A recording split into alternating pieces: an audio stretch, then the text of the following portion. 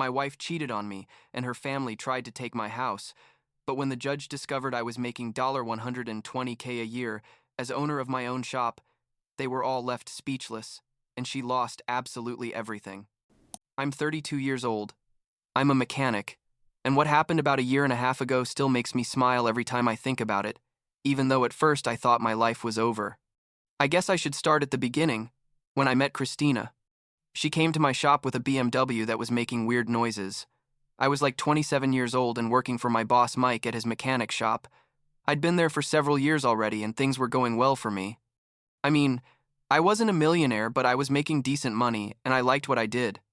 Christina was different from any girl I'd ever met before. Like she worked in marketing for a big company in the city, always dressed impeccably. And when she got out of that car, I just stood there like an idiot staring at her. We started talking while I was checking her car, and honestly, I didn't think a woman like her was going to give me her number, but she did. The first few months were amazing. You know? We'd go out, she'd take me to restaurants I didn't even know existed, and I'd take her to simpler places, but we had fun. My sister Amanda warned me from the beginning. She told me that Christina looked at me weird when I talked about my work, like with pity or something. But I was in love and I didn't listen to her. Christina's family was a whole different story. Her dad Harold was a real estate developer. He had money, and her brother Wesley worked with him in the family business. From the first day I met them, I felt like they were looking down on me. Like this guy gets his hands dirty for a living, you know what I mean? But Christina always said they just needed time to get to know me, that I shouldn't pay attention to them. After 2 years of dating, we got married. It was a nice wedding, though small compared to what Christina's family wanted. I had been saving all that time because I had a plan that nobody knew about except me. I bought a house, nothing fancy, but it was ours, in a quiet neighborhood. The thing is, I needed a co-signer for the loan because my credit wasn't perfect at that time, so Harold offered. I should have seen the red flag right there, but I was happy and thought it was his way of accepting me into the family. The house was in my name, but Harold was on the bank papers, and that became important later. I'll get to that. The first years of marriage were good. We both worked a lot and basically lived normal lives. I kept working at the shop, learning everything I could, and Christina was moving up in her company. But then, like 3 years into the marriage, everything started to change. Christina got a big promotion, like now she was a marketing executive or something.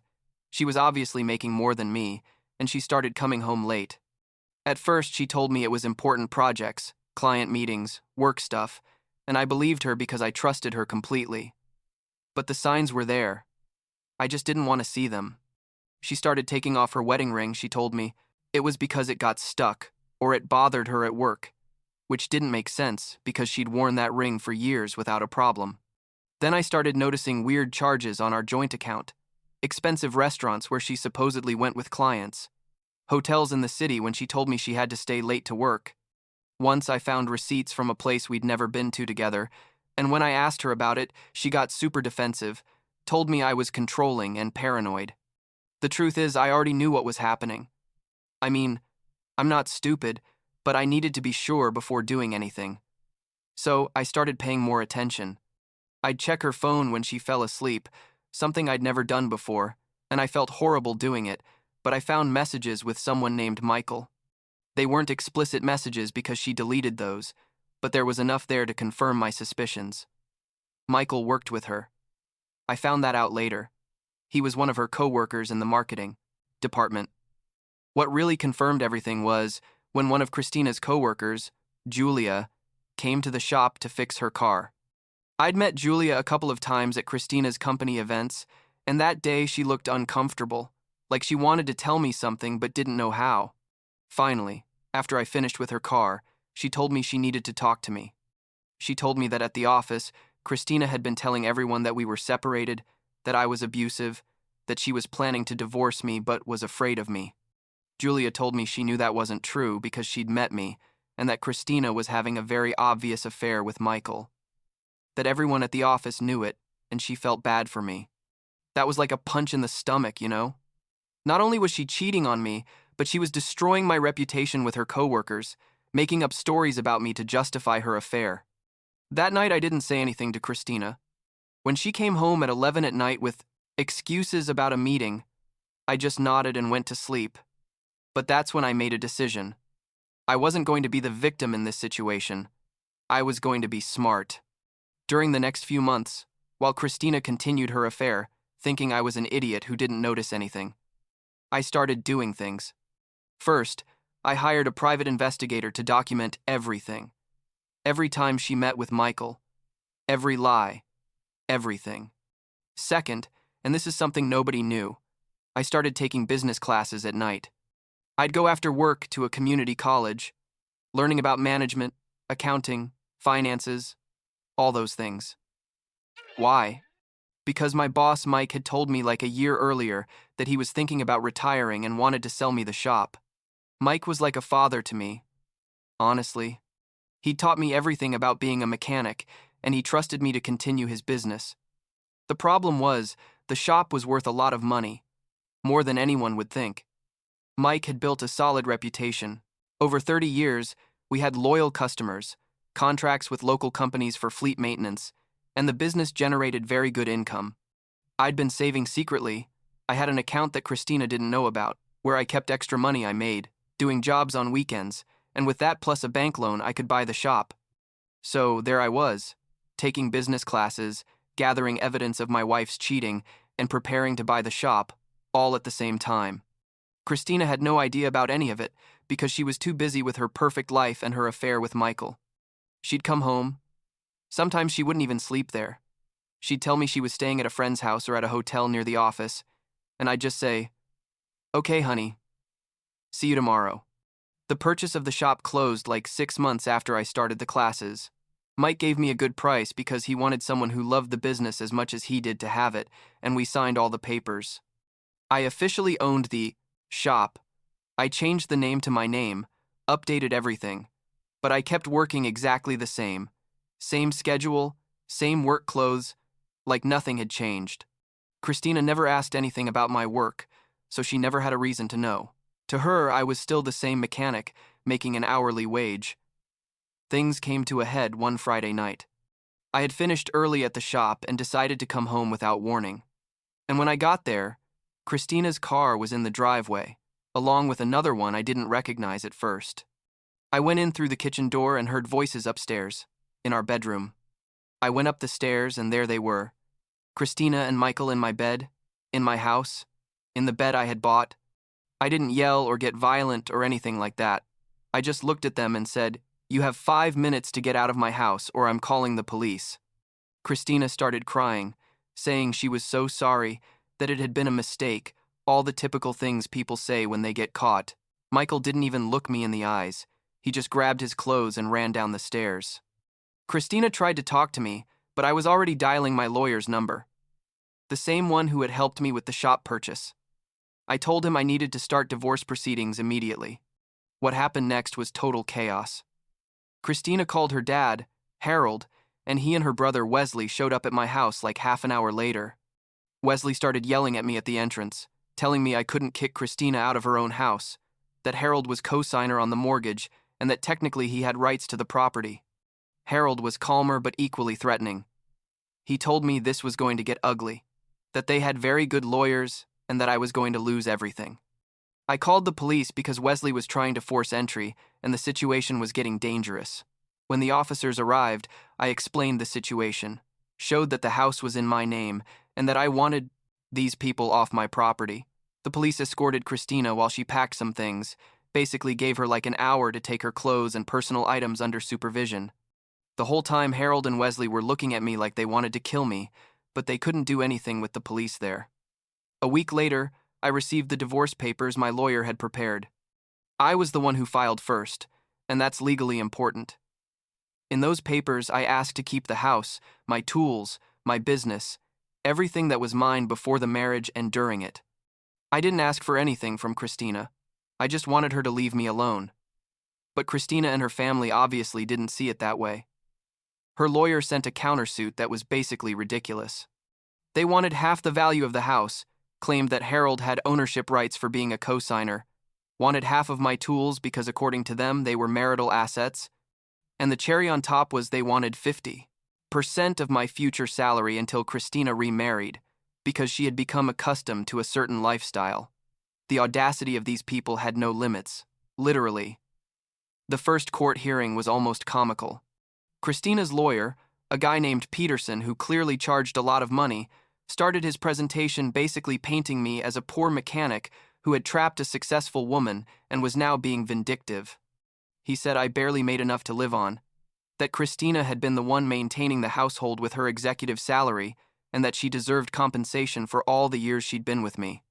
He also argued that Harold should have rights to the house because he had risked his credit to help us. Christina was sitting there with a victim face, crying at the appropriate moments, and her family in the back nodding to everything her lawyer said. Wesley was looking at me with total contempt, and Harold had that important guy face of someone who's used to getting his way. My lawyer, an older gentleman named Richard, who had handled divorce cases for 30 years, just took notes and smiled slightly. I had told him everything about the shop, but he had advised me to wait for the right moment to reveal it. The judge, Judge Spencer, heard everything and then set a second hearing to review the financial situation of both parties in detail. He gave us 2 weeks to present complete documentation of income, assets, debts, everything. Christina and her family left that hearing thinking they had won. I heard Wesley telling Christina that stupid mechanic was going to have to give them everything. During those 2 weeks, my lawyer and I prepared everything. We gathered all the shop documents, last year's profits, client contracts, the business appraisal value, everything. We also got the house records showing that I had been paying the mortgage alone from the beginning with my money, that Harold was only a co-signer on paper but had never put in a cent. And then came the cherry on top. Turns out a few months before, when I was preparing for all this, I refinanced the house with another bank that gave me a better interest rate. In that refinancing, I removed Harold as co-signer because I didn't need him anymore. My credit had improved, and the shop income qualified me alone. I had sent all the required documentation to Harold at that time, but he never read it or didn't care, so when he signed the release papers, he didn't even realize what he was doing. The second hearing was the moment I'd been waiting for. Peterson, Christina's lawyer, started again with his speech about the poor mechanic and the successful executive. He presented documents showing Christina's salary, like $90,000 a year, and then presented what he thought was my salary, estimating I made maybe $35,000 as a mechanic. He asked that I be ordered to pay Christina $3,000 a month in spousal support indefinitely, plus half the value of the house. When it was my lawyer Richard's turn, he stood up with this calm smile and said, "Your Honor, I'd like to present evidence of my client's actual income." The judge nodded, and Richard started showing the documents. First, he showed that I wasn't anybody's employee, that I owned the mechanic shop. He put on the big screen the purchase papers, showing I had paid $250,000 for the business months ago. I saw Christina and her family turn pale. But that wasn't all. Richard then presented the shop's financial statements from the last year. The net profits, after all expenses, salaries, taxes, everything, were $120,000 a year. I was making more than Christina, quite a bit more. The shop had guaranteed contracts with several companies, a loyal customer base, and was currently valued at $300,000 according to the most recent appraisal. Peterson's face was priceless, like he didn't know what to say. Richard continued. He presented evidence of all the mortgage payments, showing that each one had come out of my bank accounts, that Christina had never contributed a cent to the house. Then came the final bomb. The refinancing documents showing that Harold had been removed as co-signer legally months ago, that he had signed his release, and that therefore he had absolutely no rights to the property. Harold stood up from his seat shouting that this was fraud, that he had never signed that, but Richard calmly showed his signature on the documents with date and everything. There was even a notary public certifying that Harold had signed voluntarily. Then Richard presented the evidence of the cheating. The private investigators' photos of Christina and Michael together on multiple occasions, entering and leaving hotels, the text messages we had recovered, Julia's testimony about how Christina had been saying at the office that we were separated when it wasn't true. Everything was there, organized, documented, impossible to deny. Judge Spencer reviewed everything in silence for what seemed like forever. Finally, he looked at Christina and asked her if she denied the infidelity. She couldn't even speak, just shook her head no. The judge then looked at Harold and asked if he denied having signed the loan release documents. Harold stammered something about not having read the papers carefully, but the judge cut him off, saying that was no excuse, that a businessman like him should know to read before signing. The judge's decision was clear and forceful. First, he said that given that I had been the innocent party in the breakdown of the marriage and that there was clear evidence of adultery by Christina, she did not qualify for permanent spousal support. Second, that the house was completely mine, given that I had paid for it alone and that Harold had no rights to it. And third, that my business had been acquired during the marriage, but with my personal funds saved before the marriage, and that, furthermore, Christina had committed adultery, so she had no right to any part of the business. Fourth, that my tools were obviously my property, as instruments of my work.